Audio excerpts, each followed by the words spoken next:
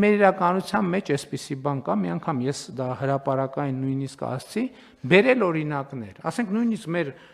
բանում, մեր քննարկումների ժամանակ հնչում է սենց, Էստոնիայում սենց է, Էստոնիայում նենց է, եւ էլ չեմ ասում, առիթ ունեցել եմ ասելու, դե Հայաստանում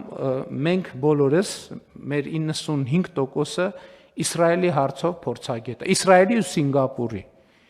ինչ խոսում ես մեկ է հազարավոր մեկնաբանություններ, Սինգապուրում սենց է, Իսրայելում նենց է, բանում, ժողովուրդ մենք կներեք, այս խոսույթներն էլ նշանակում են էլի մեր բանը, մեր վերաբերմունքի անլրջությունը, որովհետև հատկապես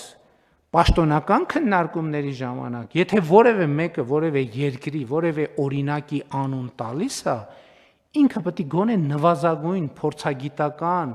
գիտելիքներ ունենա, թե ինչի մասին է խոսում։ Մեր իրականության մեծագույն խնդիրներ, եւ ել եմ ասում, ընդ որ ես խոսում եմ մեր իրականության խնդիրների մասին, ստեղ ամենամեծ գայթակղությունն է նա, որ տպավորություն ստեղծվի, թե ես խոսում եմ ուրիշների մասին։ Ոչ, ես խոսում եմ առաջին հերթին իմ մասին, որովհետեւ ես այս հանրության մի մասն եմ եւ մենք բոլորս մեր հանրության մի մասն ենք, բայց մենք պետք է ինքնահայեցում անենք, ասենք չի կարելի սենց էլի, մեկ էլ բանի լուրերով ասենք մի հատ կամ բանում Facebook-ում կամ YouTube-ում մի հատ ռիլ ենք նայում, բան տենց ու հաջորդ օրը չենք համբերում, որ օրը լուսանա եւ երբ ենք միկրոֆոն գտնելու, ասել որ գիտեք բանում Դանիայում սենց է։ Չի կարելի տենց անել։ Չի կարելի տենց անել, որովհետև հիմա ասենք ես այնքան Հայաստանում Էստոնիայի մասին այնքան բան եմ լսել, Էստոնիայի թվայնացման, Էստոնիայում հանրային կառավարման եւ այլն, ինչ գնացել եմ այնտեղ տեսել, 90%-ը կապ չունի այն ինչի օրինակը բերում են։ Էստոնիայում թվայնացում սենց է, ասում եմ, Էստոնիայում 2002 թվականից բանը ID քարտը պարտադիր է։ Եվ ես հարց եմ տվել, ասել եմ լավ, ո՞րն է գաղտնիքը, ժողովուրդ ջան, ասեք, ո՞րն է գաղտնիքը, որ դուք առաջատար երկիրն եք թվայնացման բնագավառում։ Եվ հնչել եմ հստակ ես, ինձ թվում էր, թե հեսա կասեն կմեջբերեն էստոնացի ժողովրդի առանձնահատկություններ, որը իհարկե կա, չի կարա, ամեն երկիր ունի իր, բայց ստացել եմ շատ պարզ պատասխան։ Մենք 2002 թվից ID քարտը դարձրել ենք պարտադիր, բոլորի համար, այո, բոլորի համար, բայց բոլորի համար, այո, բոլորի համար, բայց իսկականից բոլորի համար, այո, իսկականից բոլոր նշանակում է բոլոր, այսինքն հիմա պատուհանից ում որ ցույց տանք իրանց համար էլա պարտադիր, այո, բոլոր նշանակում է բոլոր, մեր մոտ բոլորը գիտեք ինչ նշանակում, եկեք գնանք ցանկացած որոշում նայենք, ցանկացած օրենք նայենք, բոլոր նշանակում է, բացի սրանից,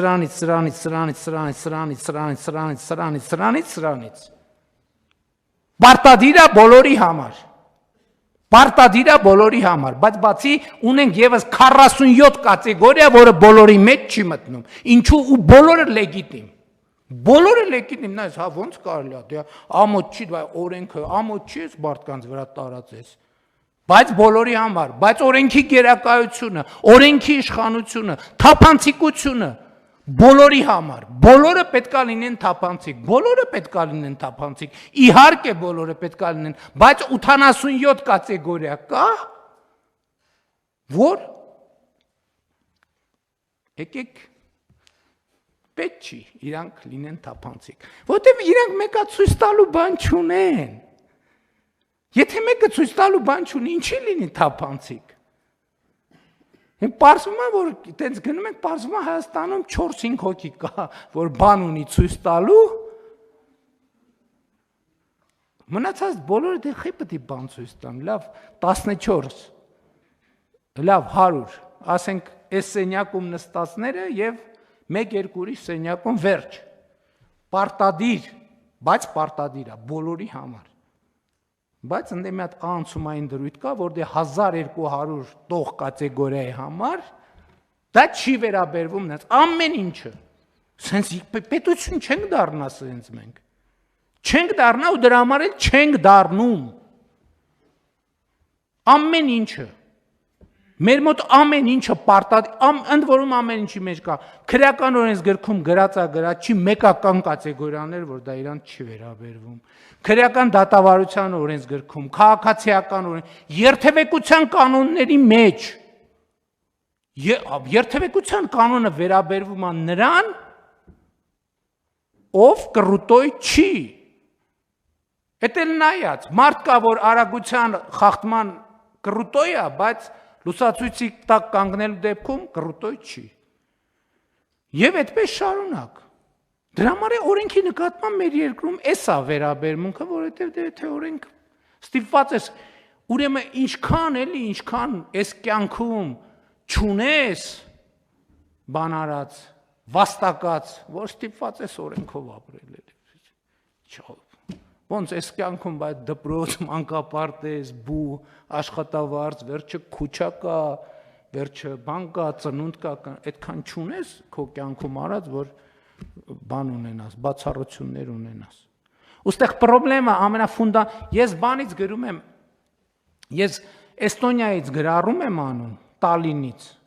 Նայում եմ, ասում եմ, ոնց կարա էլի քաղաքը սենց բան լինի։ Հələ այնց բան էի գրել, այդ խեղճ էստոնացիք արդարանում էին, ասում են, դե գիտես գարուն է, բան է, երևի տեսել էին գրառումները, որ ասում են, դե գարուն է, բան, տենց մի քիչ լավ է մաքրած էլի, նկատում են, այնքան վատ էին զգում, որ ես տենց ուժեղ տպավորության տակ եմ մնացել, թե ոնց կարա քաղաքը այսքան մաքուր լինի, պատկերացրիք, չէ, ասում են, դե գարուն է, բան է, հիմա մի քիչ շատ է մաքրված էլի, դե տենց մեր ամառ աշնան դեմը այսքան մաքուր չի լինի, ասենք մարդիկ նեղվել էին, որ ես մարդ հայկե ուրիշ երկրից եւ տենց տպավորվել է։ Մեր արձագանքը, ինչ եմ գրում, ասում եմ, քաղաքը սենց մաքուր կարա լինի այն դեպքում, եթե մաքրողը երբ որ մաքրում է, հետևից կեղտոտողի պակաս կա։ Այսինքն հետևից կեղտոտողի պակաս կա։ Այսինքն մաքրելուց հետո քիչ են մարդիկ կամ չկան, որ ծխում գցում են, բան ուտում գցում են, խմում գցում են, ուղակի գցում են։ Ասում եմ, էստոնացիք վատ են զգացել, ասում են, գարնանային աշխատանքներ են արված, տենց համընկել է։ Մեր արձագանքը քաղաքապետը, նախարարը, վարչության պետը, բանը, այն ժեկի պետը, այն ժողովուրդ ինչքան կարելի է, վայ, այսօր չեմ բերե բանի, Մեսրոպ Մաշտոցի այդ առակացի առաջին, ինչքան կարելի է սենց բան անել, պտտվել անընդհատ կողքով շրջանցել իրականությունը։ Ես չեմ ասում Հայաստանի պաշտոնյաները լավն են, ես ասում եմ քաղաքը կարա մաքուր լինի, մենակ այն պարագայում, երբ որ մաքրելուց հետո շպրտողները, աղբը թափողները եւ ծխել գցողները քիչ են։ Չէ, բարձ բան եմ անում։ Կարանք էքսպերիմենտ անենք, հիմա գնամ գրառում անեմ, բացենք տենենք տակը ինչ է գրած։ Քաղաքապետը, վարչապետը, նախարարը, ժողովուրդ ինչ կապ ունի։ Ես եմ մեղավոր, որ մենք ծխում գցում ենք, ես 2004 թվականից չեմ ծխում։